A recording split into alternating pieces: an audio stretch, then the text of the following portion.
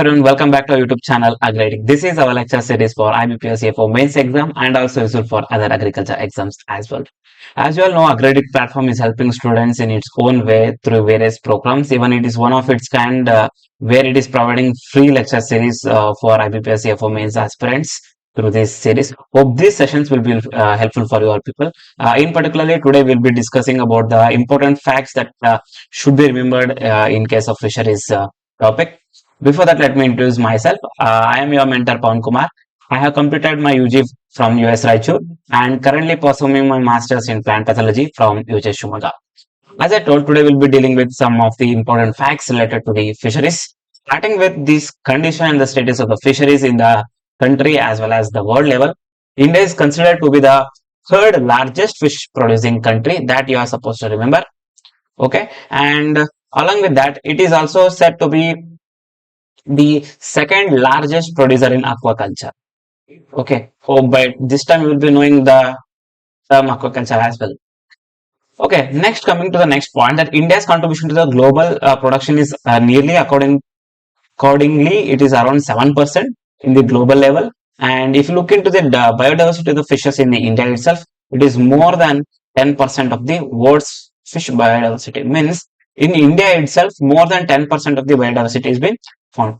Looking into the leading states, AP, that is Andhra Pradesh, is largest fish producing state, which is followed by the West Bengal and the Gujarat is coming next. And looking into the economic contribution with the fish sector, fish sector, it is contributing nearly around to 1.05% to the India's GDP and over 5.05% to the agriculture GVA. Okay. Next, looking into the employment, over 28 million people. See, it's not a small number because many fish farmers depend upon the fishing itself as their main occupation, and this is how nearly 28 million people are being employed by this fisheries.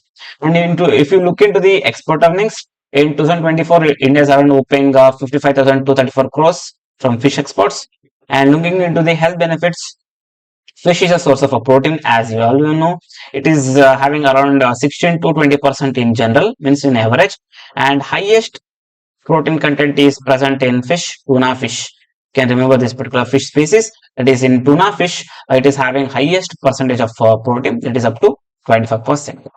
Next, looking into the types and the classification, fisheries, as you know, it is an economic activity which is involving the harvesting or cultivation of fishes. In general, we will be classifying into two terms, that is capture fisheries. Capture fisheries means we are going directly to the water bodies such as lakes, oceans and rivers, as you are seeing this like this, and we are catching. Whereas culture fishes, we are artificially culturing the fishes, means we are bringing it and we are bringing it from some resources, means the fish eggs, and we are hatching it in a controlled condition and we are performing it. As you look into this particular picture, you can look into it. This is an culture and this is a capture. Okay. Next, fishes are categorized as finfish and shellfish. Even this to be remembered wise. See, fishes, which most of them are vertebrates, right? See, finfishes are aquatic vertebrates and shellfishes, what we say in general, they are aquatic invertebrates. Okay. When I say shellfishes, they will be including our crabs, coming under crustaceans, and molluscans like oysters. They will be coming under shellfish. And for finfishes, everyone will be knowing that is a tuna fish, mackerel, sardines, etc. These are any more examples you can take, but the major difference is finfishes, what we see, they are vertebrates and shellfishes are invertebrates. Both are living in aquatic, and finfishes will be using the gills and fins and scales for their protection and respiration and for other purposes. Okay. Next, looking into the government initiatives and policies to support the growth and sustainability of the fisheries sector. India's government has launched various schemes. Among them, the first scheme that we are to look into is the Pradhan Mantri Matsya Sampada Yojana. That is nothing but our PMMSY, which is main objective is to bring out the blue revolution, means increase in the production of the fisheries and to support the farming fishery farmers. Okay.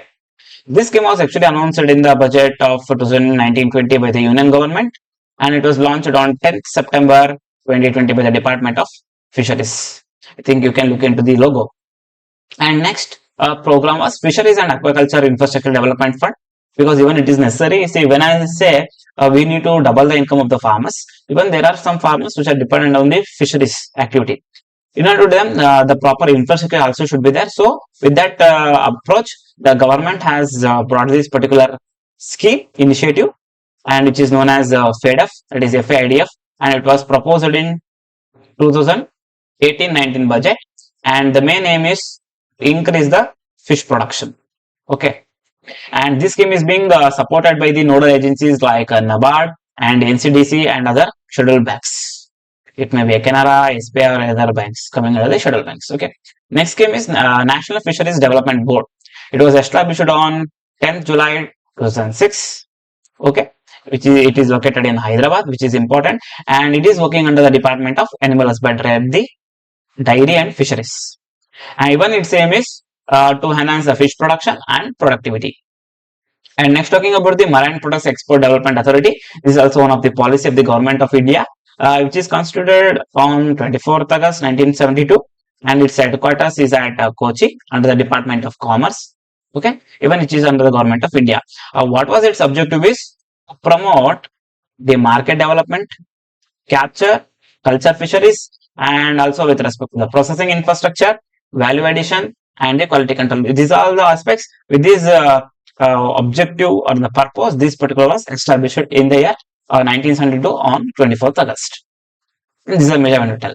And next, talking about the types of fisheries based on hybrid. If you look into, if the fisheries that is being practiced in freshwater, we call as freshwater fisheries. See, it is found in the rivers, lakes, and ponds with salinity less than 0.5. See, for exam, it is important to note down their salinity level.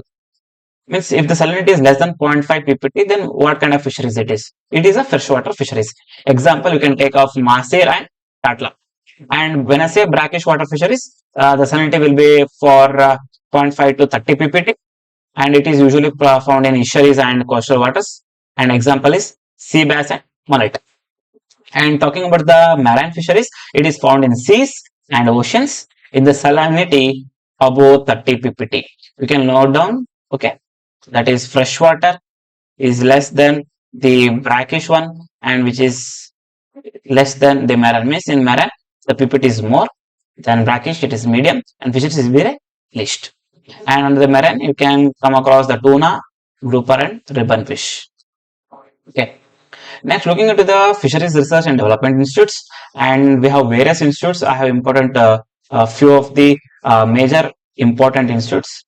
The maxims have been covered. This will be asked for you people to address their headquarters or in where it is present, or the expansion. Sometimes in order to confuse you people, giving different expansions of that particular research institute may be also. So the first is that CIFRI, that is Central Inland Fishery Research Institute, located in Barakpur, Central Institute of Brackish Water Aquaculture, and Central Institute of Fisheries Education, it is in Mumbai, and Central Institute of Freshwater Aquaculture, it is in Bhubaneswar, and Central Marine Fisheries Research Institute is in Kochi, and Central Institute of Fisheries Technology, it is in Kochi, and National Bureau of Fish Genetic Resources, it is in Lucknow, and National Research Center for Cold Water Fisheries, it is in Bhimtkal, Uttarakhand. See, this is something new. You can know, because there will be more familiar. This you keep in mind. Okay, this one and this, and fisheries education. Okay, and this particular Chennai. So these are few important. You can make a note of it. Okay. Next, talking about the state fish of different union states. In few states, that states have adopted their own fishes as their state fish. Okay. In West Bengal, it is Hilsa. In UP, it is Indian featherback. Okay, and Jammu and Kashmir and HP and all these states are taking the golden masir as their state fish, and Kerala, it is the green chromate, and Bihar, it is moghar, and in Odisha, it is Mahanandi masir, and Manipur, it is pengba, and it is in Telangana moral, and in MP, it is masir again. Okay, these you can make a note of it yourself, and you can revise it once or twice, you can answer. Okay, talking about the important days related to fisheries, you can expect questions from this area as well. Say World Wetland Day is celebrated on 2nd February, and World Water Day, it is 22nd March, and World Tuna Day, it is very important. If they want to ask about the fish day itself, particular, they may ask this World Tuna Day 2nd May, and World Ocean Day, it is on 8th June, and National Fish Farmers Day 10th July, and NFD Foundation Day, that particular Institute Foundation Day, it is on 10th July, and Shark Week is 3rd to 9th September, And World Hunting and Fishing Day, it is 26th September. And World Food Day celebrated on 16th October. World Fisheries Day, 21st November. And World Conservation Day, it is on 3rd December. You can make a note of this, is also very important. And a notable fish species, world's smallest freshwater fish is Pandakapnia. And world's smallest marine fish, it is Ivota zonora. And world's largest freshwater fish, it is Usuhu. And world's largest marine fish, it is Ringcodon typus. And these things should be revised again and again to remember, because names of that fish species itself different, so you might get confused. You have to revise them. And talking about some important fact and recent development is, earlier KCC was only given for agriculture crops, horticulture crops. Now it has been extended to cover the animals and fisheries as well, providing the financial support to fish farmers as well. Okay. I'm talking about the types of fisheries I already mentioned. Now we will be looking into the examples which are coming under the freshwater fisheries. It includes species like carp, prawns, and morel and catfish. And under the brackish water fisheries like sea bass, pearl pot, okay, mudfish and fish will be coming. And in the mariculture, it will be the seal. Most of the fishes will be there, and we can't give any particular examples. And in aquaculture, it is nothing but the rearing of fish in controlled environments like fish ponds. You should be clear with the mariculture and aquaculture. Aquaculture, it is rearing of fish in a controlled condition, and whereas mariculture, it is the farming of a fish in a marine environments like sea. And next, looking into the various kind of diseases, you may get the question, which among the following is a parasitic diseases, which are from the viral disease, and which among the following is a bacterial. So you should be know that which group that particular disease of fish is coming. Okay, under the parasitic, it is Akka white spot disease. Okay, and due to the parasitic infection, hole in the head may be seen, or anchor worm, velvet, gill flukes. This due to the parasitic infection. These all the things may be observed in fish. Talking about the viral diseases, it is hemorrhagic septicemia and lymphocytosis. These are due to the viral infection.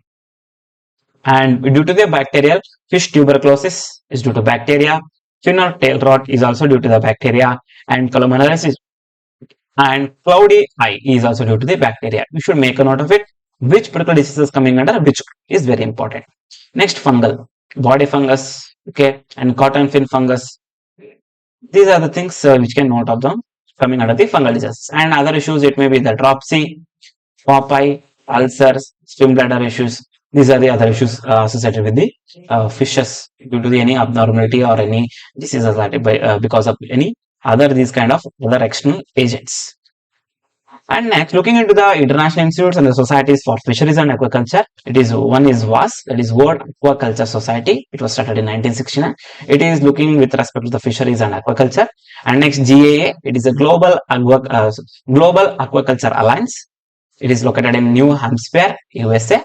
And other institute is ICLARM. It is the International Center for Living Aquatic Research Management. It is in Philippines. These three should make a note. That is, these are the international institutes and the societies that are for the fisheries and the aquaculture. Next, important facts into fisheries. Few of them I think I already mentioned, and two things that is left. That is the blue economy. It is related to the fish, and blue revolution. It is related to the fish production.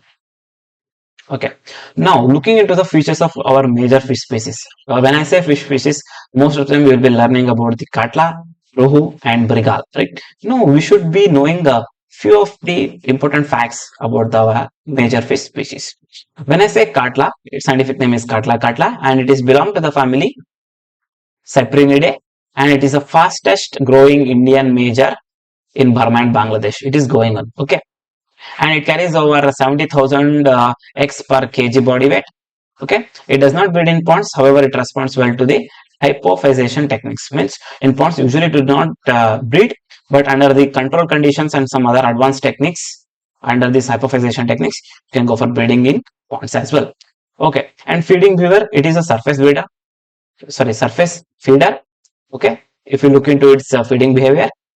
Okay, next talking about the rohu, and its scientific name is Labia rohita. Scientific names of this major fish is also important. Okay, and it is coming under the family Cyprinidae as Katla. And rohu is the natural habitat of the raven system of India, like in India, Nepal.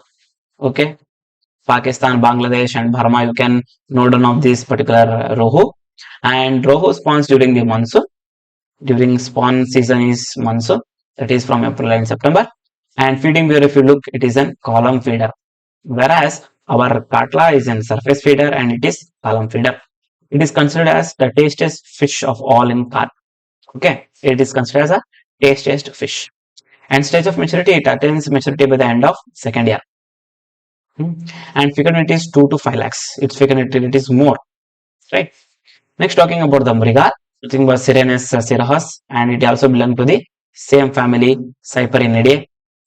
Okay, and this distribution is for the in Pakistan, India, Malaysia, and Japan. Okay, these areas. And habitation, it is a composite fish culture, and it will be in the bottom size. When we go for composite, means different fish species if you are going for rearing, and it will be in the bottom. And if you look into its feeding behavior, it feeds on plants and animals materials in pond bottom. Okay, herbivorous as well as somewhat carnivorous, right? Animal materials. And stage of maturity, it attains maturity at the end of the second year, same as related to the rohu. Okay. Fecundity is 4 to 12 lakhs. It is according to the ICR, and 1,24,000 to over 19 lakh. It is according to the 19th. Okay, according to the AAO.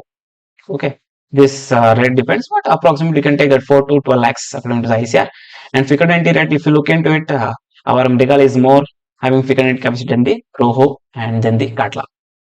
And at last, I would like to inform you all about our AgriAddict online courses. We have different courses for IBPS AFO mock test series we are having. It is only the cost is around 300 rupees for this particular session now, which is giving in a discount. I think this 300 rupees is so much affordable, and you can prepare for your mains exam and boost your preparation. And for PhD aspirants, for the agriculture universities and NET exam and SMS exam also, we are providing very good coaching to the platform to the different courses. Hope so this will be helpful, and even they are affordable in cost. Do purchase them and prepare your boost your preparation. Hope so this session was useful. Thank you.